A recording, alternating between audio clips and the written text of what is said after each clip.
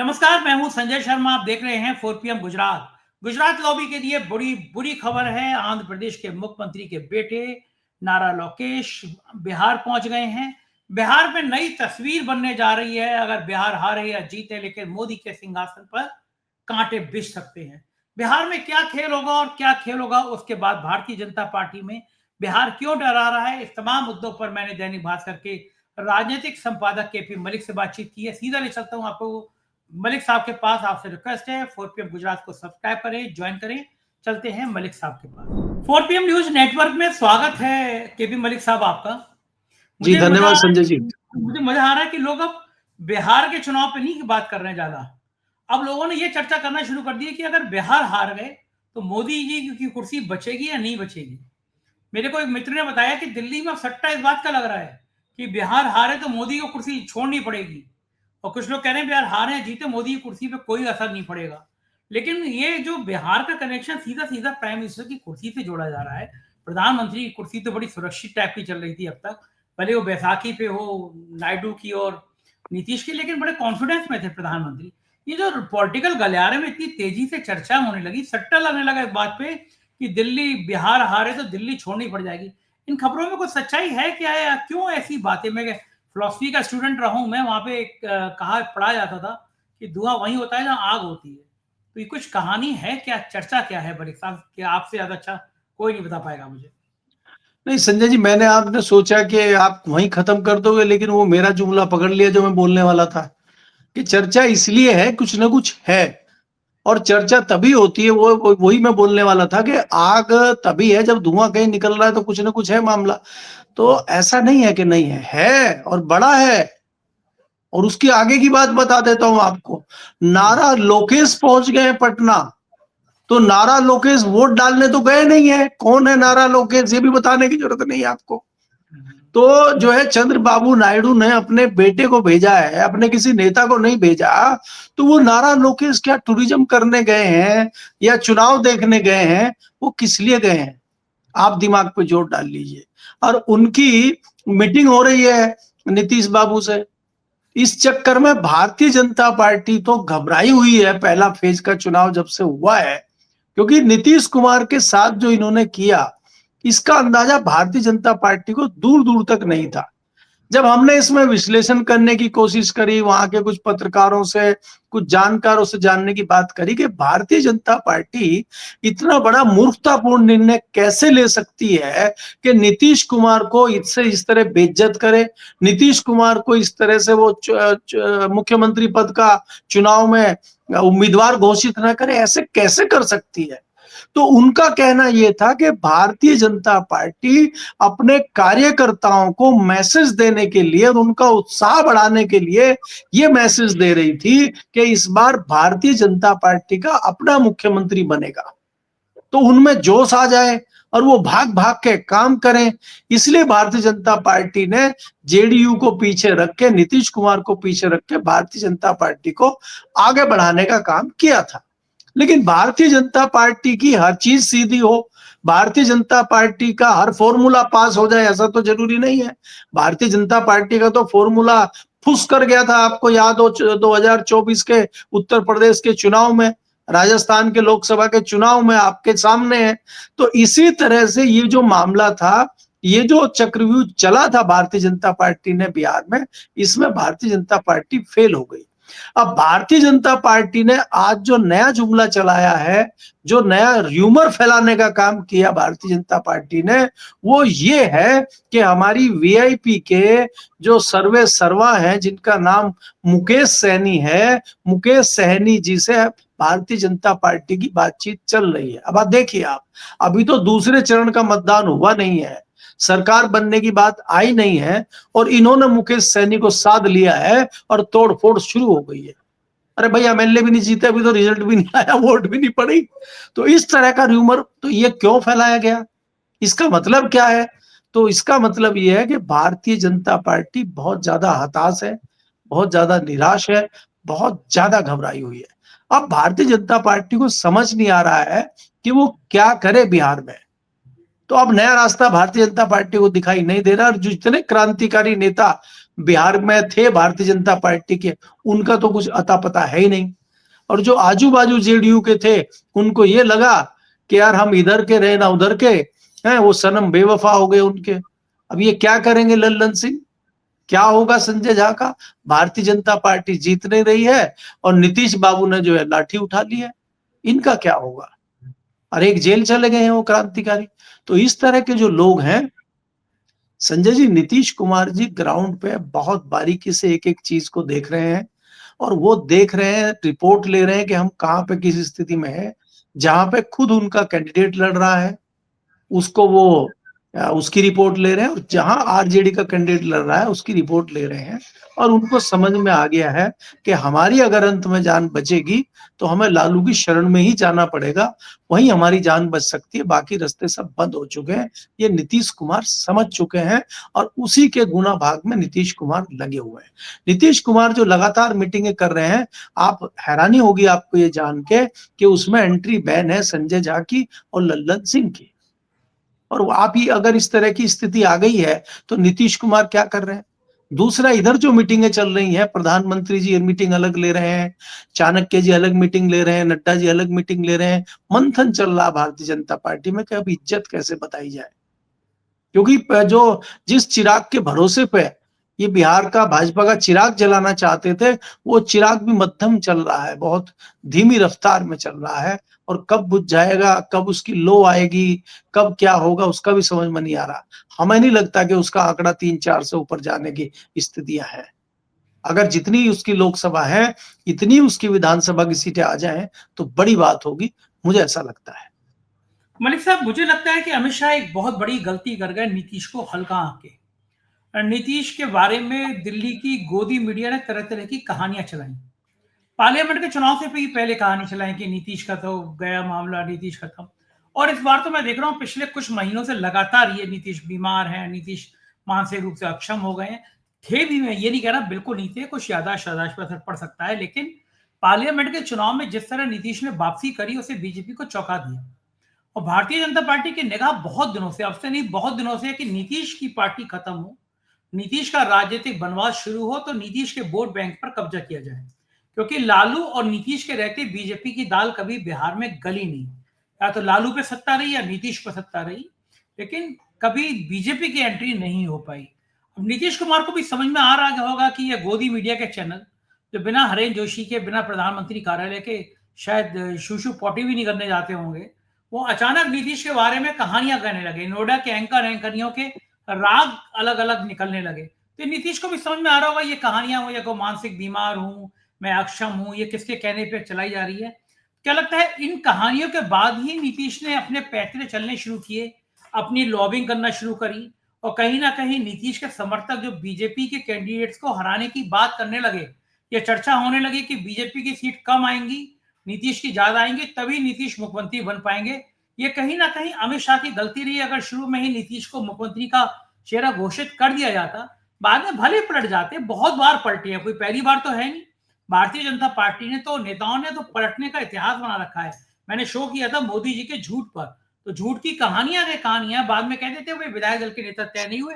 लेकिन शुरू में ये कहना नीतीश को किनारे कर रहे हैं, नीतीश के वोट बैंक पे असर हुआ कि नीतीश को ठिकाने लगा रहे, तो बीजेपी को ठिकाने लगा दिया जाए। क्या ये बहुत बड़ी चूक मानते हैं आप अमित शाह की?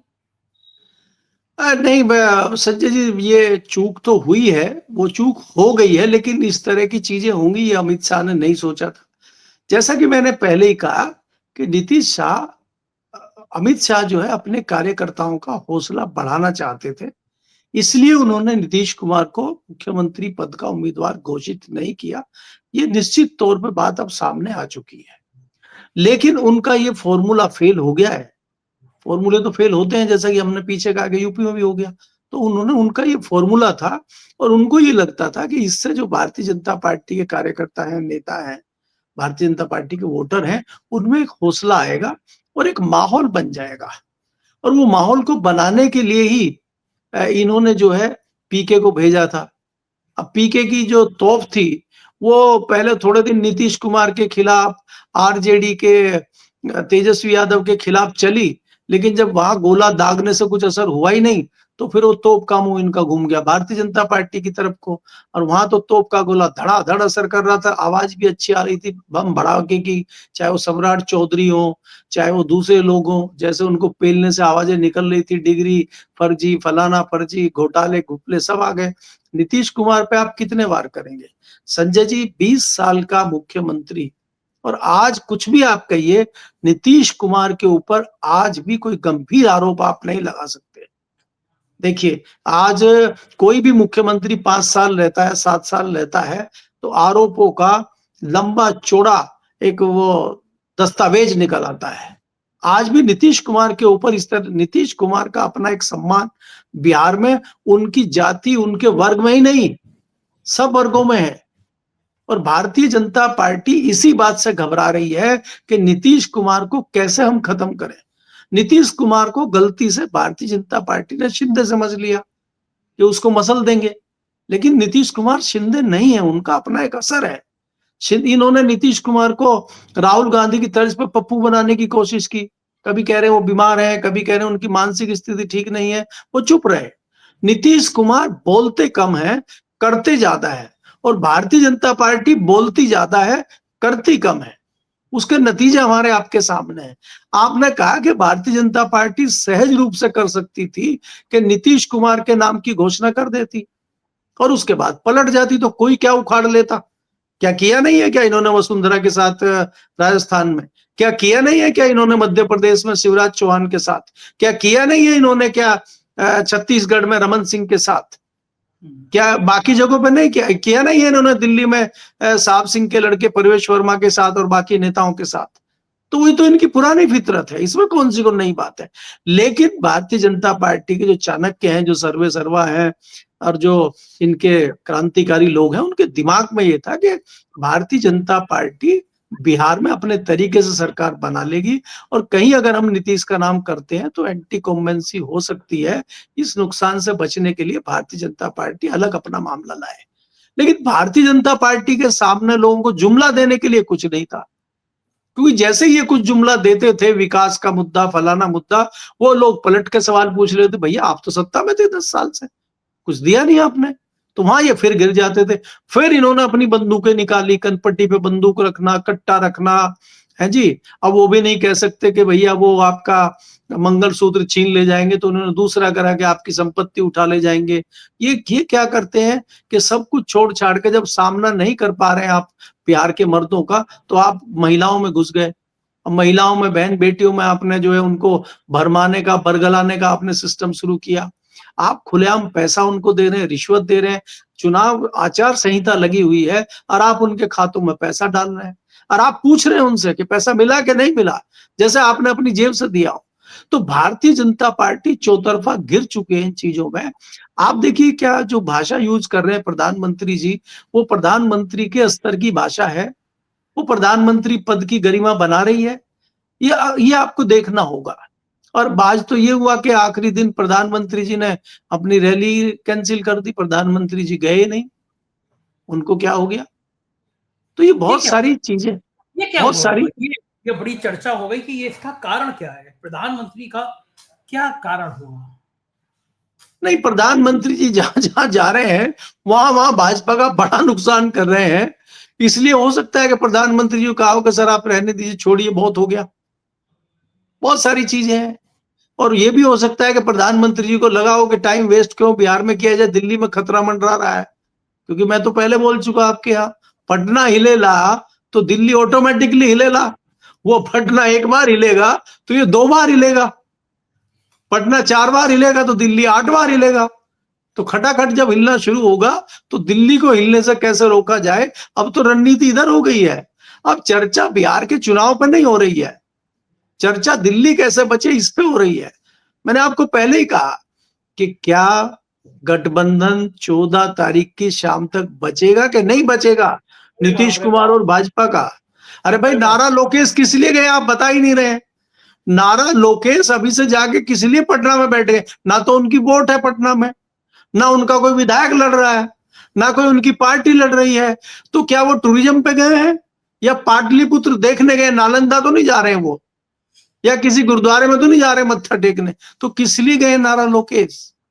तो आप ये देखिए कि अंदर अंदर बहुत ज्यादा खिचड़ी पक रही है, और जब खिचड़ी पक जाएगी तो खिचड़ी जब वो तस्तरी में आएगी तो वो तस्तरी किधर को खिंचती है, किधर को खिसकती है, कैसे नाचती है, वो नाच देखने की तैयारी कीजिए। 14 तारीख को बहुत बढ़िया एंटरटेनमेंट भी आपका होगा, परिणाम भी आएंगे और नए नए तरीके आपको दिखेंगे भारतीय जनता पार्टी के, और भारतीय जनता पार्टी के अनेक चेहरे आपके सामने होंगे 14 तारीख के दोपहर बाद, जैसे ही जो है परिणाम आने शुरू हो जाएंगे। जी देखिए मलिक साहब, होगा क्या, हजारों पर्चियां वीवीपैट अभी से नाली नालों में मिलने लगी हैं। ज्ञानेश कुमार का हुनर दिखने लगा है कि क्या किया होगा ज्ञानेश कुमार ने। तो आपको अभी भी यकीन है कि चुनाव में कोई ईमानदारी से काम हो जाएगा वहां पे? नहीं, देखिए ईमानदारी से कहीं कुछ नहीं होता है संजय जी, ईमानदारी से कहीं कुछ नहीं होता, लेकिन आपको ये देखना होगा कि अंतर बहुत है। मैंने यूपी में आपको बताया है, तो यूपी में जो ज्ञानेश के दूसरे बड़े भाई थे शानेश, वो कहाँ चले गए? वो तो दिख ही नहीं रहे उसके बाद। वो तो उसका कौन सा वो बनाते हैं, उसका अंटा का बंटा पी रहे थे कहीं, हैं? वो तो समझ ही नहीं आया, बीच में खबर आई थी कि अटलांटा चले गए हैं, कहाँ चले गए हैं, माल्टा चले गए हैं, माल्टा का आल्टा पी रहे थे, उसके बाद तो खबर गायब है उनकी। तो वो तो थे तब, वो तो इनसे भी बड़े क्रांतिकारी थे। तो फिर क्यों यूपी और राजस्थान आपके हाथ से चला गया? फिर क्यों आपका 400 पार का नारा 300 तक भी नहीं पहुंच पाया? तो जरूरी नहीं आप सब जगह कर पाएंगे। एक बड़ा उदाहरण आपको दे रहा हूं मैं आज, और चैलेंज कर देना, या कोई जिनको दिक्कत हो चैलेंज करें। मुजफ्फरनगर में अंतर था 30 से 35 हजार का, और मेरठ में अंतर था 5,000 का। अब मेरठ में भारतीय जनता पार्टी का सांसद है, मुजफ्फरनगर में समाजवादी पार्टी का सांसद है। वहीं कैराना आती है मुजफ्फरनगर के पास, शामली जिले की सीट है कैराना लोकसभा, वहां पे अंतर बहुत ज्यादा था, तो वहां से एक मुस्लिम महिला जीत गई है।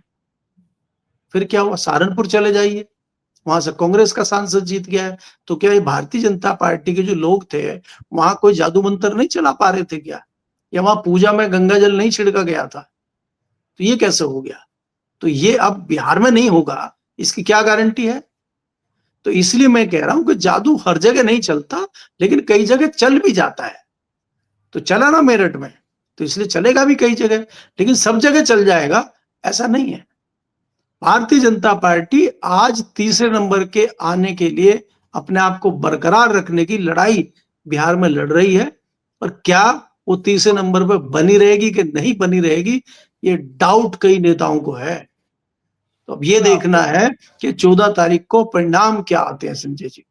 जी मलिक साहब, अगर वो तीसरे नंबर के वजूद पर लड़ रही है तो दिल्ली के सिंहासन पर प्रधानमंत्री जी को तो नींद नहीं आएगी, ये बिल्कुल तय है। क्योंकि संसदीय दल की बैठक बुलाने की हिम्मत प्रधानमंत्री जी कर नहीं रहे हैं। कि अगर संसदीय दल की बैठक हुई और सांसदों का विद्रोह हुआ, आपके पास तो कुछ सूचनाएं हैं। मैंने सुना है कुछ सांसदों के बारे में, वो भी बता दीजिए दर्शकों को कि वो सूचना क्या है। नहीं संजय जी, वो सूचना तो कोई नई नहीं है, वो तो मेरे पास पुरानी सूचना है। वो जो सूचना थी उसमें तो कई इजाफा हो चुका है। मैं तो 3 दर्जन लगातार आपको पिछले 6-8 महीने से कह रहा हूं कि 3 दर्जन सांसद हैं जो घंटी लेके बैठे हुए हैं, कई टन की आवाजें भी आपको आई हैं। आप क्या इसको हल्की आवाज समझ रहे हैं जो आपके बिहार से आ रही है 62,000 करोड़ की आर.के. सिंह की घंटी की आवाज? इसको क्या आप हल्के में ले रहे हैं? इसको आवाज गोदी मीडिया दबा दे रहा है। और आप देखिए, एबीपी पे भी ये खबर छपी है, इंडियन एक्सप्रेस में भी खबर छपी है। इतने बड़े गोदी मीडिया से जो दूरी हम नहीं मानते हैं जिनकी, अगर वहां छप जा रही तो खबर में कितना दम है। इसको बहुत ज्यादा सीरियस लोग नहीं ले पा रहे हैं, क्योंकि इसको समझ नहीं पा रहे हैं मामले को। आर.के. सिंह भारतीय जनता पार्टी की सरकार में 10 साल पावर मिनिस्टर रहे हैं, और एकाएक जो है वो बिगुल बजा रहे हैं उनके खिलाफ। क्यों? और दोनों के बजा रहे। देखिए, कई लोग जो है, मुरली मनोहर जोशी जी सरकार के खिलाफ तो बात कर रहे हैं पॉलिसी की, वो अडानी जी के खिलाफ तो नहीं बोल रहे हैं। लेकिन एक पहले ऐसे क्रांतिकारी पैदा हुए हैं बिहार में, आर.के. सिंह नामक, जो अडानी का भी बैंड बजा रहे हैं और सरकार का भी बैंड बजा रहे हैं। तो ये जो बैंड बज रहा है, इसकी आवाज जो है, इसकी जो पीपनी है, उसका मुंह तो दिल्ली की तरफ है ना। तो आप इन चीजों को इग्नोर अभी कर सकते हैं कुछ समय के लिए, लेकिन आप अगर बुलाते हैं संसदीय दल की मीटिंग, तो उसमें जो वो 3 दर्जन थे, उसमें इजाफा हो चुका है, वो 5 दर्जन से ऊपर पहुंच गए हैं। और 5 दर्जन, अगर 5 दर्जन सांसद बिगुल बजाएंगे तो फिर आपके कान के पर्दे फट जाएंगे। और वो तैयार हैं, वो तैयार हैं, वो भी बिहार के परिणाम की टकटकी लगा के स्क्रीन पर बिहार के परिणाम को देखने के लिए बैठे हैं वो। और आप नतीजे तो 12 बजे तक आप क्लियर कर देंगे, एक मूवमेंट पता लग जाएगा आपको किस ओर बिहार जा रहा है, तो उसके बाद धड़ाधड़ आपको खबरें सुनाई शुरू हो जाएंगी। तो आप देखिएगा भाई, मुरली मनोहर जोशी जो सामने आए, आपके सामने आर.के. सिंह आए, दूसरे भारतीय जनता पार्टी के लोग आ रहे हैं, आपने देखा जो रूडी थे वो कुछ भी आप कहिए, उन्होंने एक हिसाब से विरोध तो किया ही है, उनका अपना तरीका है एक विरोध करने का। अगर वो आपके बिना इजाजत के जाके चुनाव लड़ते हैं और जीत के दिखाते हैं तो वो जताते हैं कि मेरे अंदर दम भी है, मैं तुम्हारे खिलाफ लड़ भी सकता हूँ और जीत भी सकता हूँ। तो ये इस तरह की जो चीजें चल रही हैं भारतीय जनता पार्टी में, और ये तो दिखने वाली बहुत कम है, जो आपको नहीं दिख रही है उनकी संख्या बहुत बड़ी है। क्या संजय जोशी हाथ पे हाथ धर के बैठे हैं क्या, सो रहे हैं क्या? वो कहाँ है संजय जोशी, थोड़ा पता लगाइए जी। कहाँ है संजय जोशी, थोड़ा बता दीजिए, आपके तो मित्र हैं वो। नहीं वो छोड़िए, वो चैनल पर डिस्क्लोज करना अभी ठीक नहीं है, उनको करने दीजिए वो जो क्रांति कर रहे हैं जी। लेकिन दूसरे दूसरे आपके मित्र जो हैं योगी आदित्यनाथ जी, वहां पे नारा लगा रहे हैं बटोगे तो कटोगे। ये नारा फायदा हो रहा है बीजेपी को, या योगी जी भी चाहते हैं कि बिहार हार जाए, जैसे दिल्ली दरबार कमजोर हो जाए, उनकी कुर्सी सलामत रहे? योगी का क्या फ्यूचर होगा बिहार के हार में और बिहार की जीत में? देखिए संजय जी, बाबा अभी समझ चुके हैं कि अभी दिल्ली दूर है और बाबा अपना मस्त है। बाबा को जो दिल्ली से इंजेक्शन दिए जा रहे थे वो इंजेक्शन बंद हो गए हैं, और जो डॉक्टर थे दिल्ली के इंजेक्शन देने वाले वो धराशायी हो चुके हैं। तो बाबा जो है अभी सुपरिंटेंडेंट के पास चाय पी रहे हैं, इसलिए डॉक्टर कुछ नहीं बोल पा रहे हैं बाबा को। तो बाबा खुश हैं, तो बाबा मस्त हैं, और बाबा अपना दे धड़ाधड़ बिहार में जहां मौका मिल रहा है अपना पेलम पेल कर रहे हैं, और अभी उनको कोई चिंता नहीं है, वो इंतजार 2027 का कर रहे हैं बाबा। केशव मौर्य क्या करेंगे? वो बेचारे वेटिंग में रह जाएंगे? नहीं, केशव मौर्य तो उस तरह से रह जाएंगे जैसे अडवाणी जी वेटिंग पीएम रह गए थे, आपको याद होगा। पीएम इन वेटिंग लगाया जाता था अडवाणी जी के नाम के साथ, और आज भी वो वेट ही कर रहे हैं। तो दुनिया बन जाए, केशव मौर्य जी तो वेटिंग सीएम रहेंगे। और क्या होगा ब्रजेश पाठक का? नहीं, ब्रजेश भैया का तो कोई दिक्कत नहीं, वो तो कहीं भी जा सकते हैं, वो पहले भी कहीं दूसरी जगह रहे, अभी भी हैं, उनका तो कभी भी कुछ भी हो सकता है, उनको कोई दिक्कत नहीं, वो सहज लेते हैं हर बात को। ब्रजेश जी वाकई जो नेता के अंदर क्वालिटी होनी चाहिए वो ब्रजेश पाठक जी में है, वो कहीं भी कभी भी कुछ भी पालेंगे। वो अच्छे हमारे भी दोस्त हैं, आपके भी हैं, तो उनके बारे में कहाँ इतना बोलना। दोस्त तो छोड़ दीजिए आप, पूरे लखनऊ में मैंने आज तक जीवन में ऐसा नेता नहीं देखा, हर दूसरा आदमी कहेगा कि ब्रजेश पाठक से कोई काम हो तो बताओ।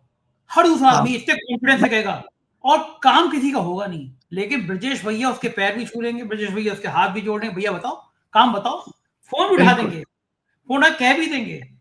लेकिन नहीं ब्रजेश देखिए भैया संजय जी, देखिए काम संजय जी, ब्रजेश जी जब दिल्ली आए, हमारी तब से उनसे दोस्ती है, और हमें भी काम नहीं, आज तक हमारा किसी नेता ने काम नहीं करा, आपके चैनल पर घोषित रूप से कह रहा हूं, किसी करीबी से करीबी चैनल।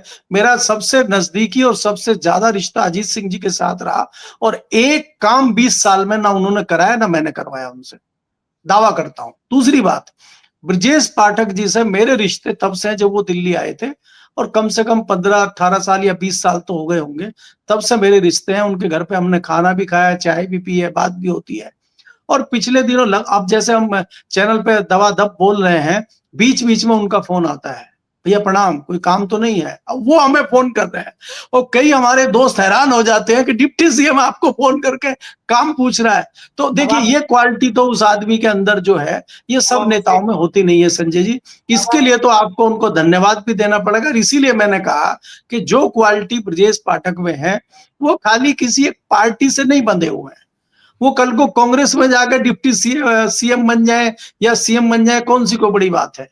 अगर आसाम के मुख्यमंत्री कांग्रेस से आके भाजपा में बन सकते हैं, तो ब्रजेश पाठक जी किसी दूसरे दल में जाके सीएम या डिप्टी सीएम नहीं बन सकते? इसमें क्या दिक्कत है?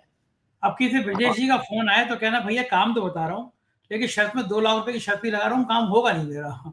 नहीं देखिए वो संजय जी देखिए बात ये है ना कि उनकी स्थिति भी तो समझिए ना आप। वही तो उनके कह रहा हूँ। ऊपर नीचे दाएं बाएं जो क्रांतिकारी, वो हमें तो भावना समझ रही है ना। हाँ, देखिए और होता क्या है दिल्ली में संजय जी कई सारे सांसद ऐसे होते हैं भारतीय जनता पार्टी के हों या किसी दूसरे दल के हों, आप उनके यहाँ जाइए, वो चाय पिलाएंगे, चिट्ठी लिखेंगे और वो साथ में कह देंगे भैया पता कुछ नहीं हो के ना हो।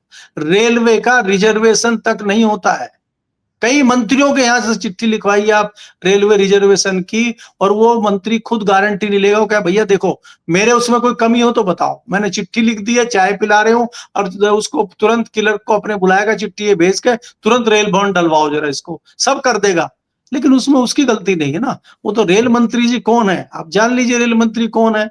वो इनको पूछ रहे मंत्री को, संतरी को और विधायक को, जिनकी घंटी पर सीधे जो है महामहिम है बड़े वाले। तो जब दो जब जो है महामहिम बड़े वाले उनके फोन पे हैं, तो बाकी का टिकट क्यों होगा। तो यही स्थिति जो है ब्रिजेश पाठक जी के साथ है। उनकी सेवा में कोई कमी नहीं है, लेकिन ऊपर ही नहीं चल रही तो वो क्या करे। दो किस्से मुझे याद आ रहे हैं, आज समय तो ज्यादा होगा लेकिन तब भी सुना देता हूँ मैं आपको कि एक बार एक बंदर जो था उसको राजा चुन लिया गया जंगल में कि ये राजा जी। होगा। अब वो सब जय जयकार कर दी। इतनी देर में शेर आया, उसने बकरी के बच्चे को पकड़ा लिया गले से। अब बकरी भाई कि राजा जी बचाइए बंदर के पास में। राजा एक पेड़ से दूसरे पेड़ पे, दूसरे से तीसरे पेड़ पे। अब वो कहे अरे राजा जी खा जाएगा शेर तब तक तो। वो कूदता रहा और आखिर में शेर खा गया बकरी को। बकरी ने कहा राजा जी आप कैसे राजा आपके होते हुए। तो बंदर ने कहा देखो मेरी कोशिश में कमी कोई नहीं थी, मैंने नहीं कोशिश तो मेरी भागदौड़ में कोई कमी नहीं है। अब ये मैं क्या करूं, भाई खा गया तो खा गया। तो देखिए ब्रजेश भैया जो है, फिर भी हम ये कहते हैं कि वो उनकी उसमें कमी नहीं है, वो करते हैं। लेकिन वो जानबूझ के ऐसा करते हो, इस पे मुझे थोड़ा सा संशय है। वहां जानबूझ के नहीं करते, उनका काम ही नहीं हो रहा है। जान के देखिए नहीं करते। हाँ, और कोई एक किस्सा नहीं है ब्रजेश पाठक के, मेरे पास बहुत किस्से हैं। वो पर्सनली आदमी बहुत अच्छे हैं। वो कोई भी पार्टी में बड़ाई ऐसी करता चले, वो गलत, वो अच्छे व्यक्ति जैसे वाजपेयी जी कहते थे, वो अच्छे व्यक्ति गलत पार्टी में हैं बस। और मजे की बात ये है कि दिल्ली का वो काम हो तो करा लेंगे, वो उत्तर प्रदेश के अफसरों को हाँ, तो शायद दिल्ली निर्देशन में भेजे। उनका उनका उनका नेटवर्क बहुत बढ़िया है दिल्ली में। हम जैसे व्यक्ति आज तक उनसे जुड़े हुए हैं, जबकि वो यूपी लखनऊ में इतने दिन से हैं, तो वो उनके रिश्ते ही है। तो योगी जी के अफसरों को समझा रखा है योगी जी ने कि भैया इन डिप्टी सीएम को काम नहीं करना। दूसरा किस्सा मैं जी आपको जी। बहुत मजा बताऊं मलिक साहब। भारतीय जनता पार्टी का एक विधायक मेरे पास आया, मेरा मित्र बहुत सालों से। उसने मुझसे कहा कि एक जिले से दूसरे जिले में एक दरोगा का ट्रांसफर करा दीजिए। मैं कहा मेरे कहने से कोई कर देगा। मैंने कहा मैं कर दूंगा तो हो रहा होगा तो नहीं होगा। मैं तो विपक्ष का पत्रकार माना जाता हूँ उत्तर प्रदेश में कि सब सत्ता की बोलते मैं ही अकेला सरकार से सवाल करता हूँ। तो बोले कि नहीं नहीं आप कर दीजिए। मैं कहा रहने दे बैठ, तुझे पिज्जा खिलाता हूँ। मैंने पिज्जा मंगाया, पीछे पड़ गया। तो मैंने उस रेंज के आईजी को फोन किया। मैंने आईजी साहब को कहा कि नमस्ते मेरा नाम संजय शर्मा, मैं 4PM एक अखबार है चैनल। अरे बोले 4PM को कौन नहीं जानता संजय जी, बताइए काम आदेश करिए। तो मैं कहा साहब ये एक दरोगा का इस जिले से इस जिले में ट्रांसफर होना है, अगर उचित हो तो आप देख लीजिएगा, मेरा मित्र है। उसने मुझसे कहा तो वो क्या कह रहा है कि अरे हाँ इसकी सिफारिश तो विधानसभा अध्यक्ष के यहाँ से भी आई थी। अब मेरी जान मैंने कहा आप देख लीजिएगा जैसा आप ठीक समझे, यही मेरी भाषा थी। मैंने फोन रख के कहा, मैं कहा विधानसभा अध्यक्ष। बोले हाँ भैया उनसे भी करवाया था। मैं कहा यार पागल हो विधायक जी तुम, विधानसभा अध्यक्ष के कहने पे नहीं हुआ तो मेरे कहने से क्या हो जाएगा। मजे की बात ये है मलिक साहब, पिज्जा खत्म नहीं हुआ, उन आईजी साहब का फोन आया कि भैया वो ट्रांसफर कर दिया गया। मैंने माना हाँ बिल्कुल ये बीजेपी की सरकार है, विधानसभा अध्यक्ष के कहने पे तबादला नहीं हो रहा। मैं विपक्ष का पत्रकार फोन कर दे रहा हूँ। एक मैंने एक बहुत बड़े अफसर हैं जिन्होंने मेरे खिलाफ बड़ी कार्रवाई कराई थी। तो मैंने एक दिन उनसे कहा कि आपने मेरी स्थिति शनि ग्रह जैसी बना दी है, सब चाहते हैं शनि शांत रहे, हमारी तरफ ना है। तो मेरे को बड़ा आराम हो गया। तो मैं फोन कर देता हूँ, मेरे फोन को मतलब जो सत्ता के चाकरी करते हैं पत्रकार, उनके फोन टाल दिए जाए कि हाँ भैया, हाँ। लेकिन मैं फोन कर दूं काम हो जाता है। मतलब मैं किसी की मदद करूं, सिफारिश करना चाहूं तो काम मेरा हो जाता है, काम को नहीं रुकता। तो ये कभी हाँ कभी ऐसा नहीं होता है नहीं कि विपक्ष में रहने के भी फायदे होते हैं, नेता विपक्ष का भी फायदा शायद यही होता नहीं होगा। बिल्कुल नहीं नहीं, होते नहीं है, विपक्ष के ही फायदे होते हैं। मैं आपको किस्सा दिल्ली का बता देता हूँ। कांग्रेस की सरकार थी, कमलनाथ शहरी विकास मंत्री थे, और यहाँ पे 5 अशोक रोड दिल्ली पे जो वीआईपी बंगला है, वो शादी ब्याह में ये दे देते हैं। तो वो बंगले की डिमांड बहुत ज्यादा रहती है। मेरा एक दोस्त था, वो बोला यार आपका तो दोस्त है जेएस, एक बार बात कर लीजिए। तो मैंने कहा यार चलो आपके सामने ही बात करें। तो मैंने जेएस को कहा मेरे दोस्त है, इनकी शादी है 5 दिसंबर की, और इसका कर दीजिए। तो बोला चिट्ठी, मैंने कहा चिट्ठी किसी कांग्रेस के सांसद से लिखवा देते। बोला नहीं नहीं नहीं नहीं, कांग्रेस के सांसद से नहीं लिखवानी है, अगर जेटली के यहाँ से हो जाए चिट्ठी तो तत्काल हो जाएगा, और अगर बीजेपी के किसी और के हाउसिंग कमेटी के सांसद के यहाँ से हो जाए तब भी तत्काल हो जाएगा, और नहीं तो किसी भी बीजेपी के सांसद की चिट्ठी लिया। हमने क्यों कहो, क्यों बोला विपक्ष वालों का जल्दी हो रहा है। अब आप सोचिए, हमने कहा हम जेटली से लिखवा लेते, तो हमने जेटली से चिट्ठी लिखाई और तत्काल उसकी बुकिंग हो गई। अब कांग्रेस के सांसद से नहीं हो रही है। तो देखिए विपक्ष वाला तो पेलेगा आपको, वो ना पेले उससे बचने के लिए विपक्ष वाले का काम पहले होता है। और संजय जी इसमें कोई दो राय नहीं है। मेरे को अभी 1 घंटा पहले एक बहुत बड़े दिल्ली के आईबी के अफसर का फोन आया और उसने 50 सवाल मेरे से पूछ डाले आधा घंटा, और मैंने कहा भाई साहब मेरा लाइव है और मुझे शक भी हो गया, मेरी पत्नी मेरे सामने खड़ी हो गई, बोला ये आपको क्यों फोन कर रहे हैं? तो मैंने कहा यार ये मलिक हैं ये और आईबी में है। तो बोले इसी, मैंने कहा बोला इसीलिए इनको तुम्हारे पीछे लगा, मलिक मलिक ही खोज कर सकता है? अरे मैंने देखा जाएगा जो होगा। तो मैं क्या कह रहा हूं कि हमसे लोग डरते भी हैं, और सबसे ज्यादा इसलिए कि आप 4 PM पे जा रहे हैं, आप दूसरे चैनलों पे जाते हैं, आप आर्टिकल लिखते हैं, सब नेगेटिव होते हैं। तो हमने कहा नेगेटिव नहीं होंगे, नेगेटिव काम करोगे तो होंगे। अब मैं क्यों ना छापूं? अब मैंने आर्टिकल लिखा है कि भाई अनिल अंबानी के पीछे क्यों पड़े हो आप, बाकी लोग भी तो हैं। ये जो 62 करोड़ का घोटाला हुआ है संजय जी, ऐसी बहुत सारी चीजें हैं। तो इसलिए क्या है, हम लोग लिखते हैं, हमें लोग फोन आते हैं, अब बताइए वो डॉक्टर साहब मुझे कैसे जाने? भाई आप चलिए अजमेर जाते रहे हैं, लेकिन हमें क्यों बोले वो?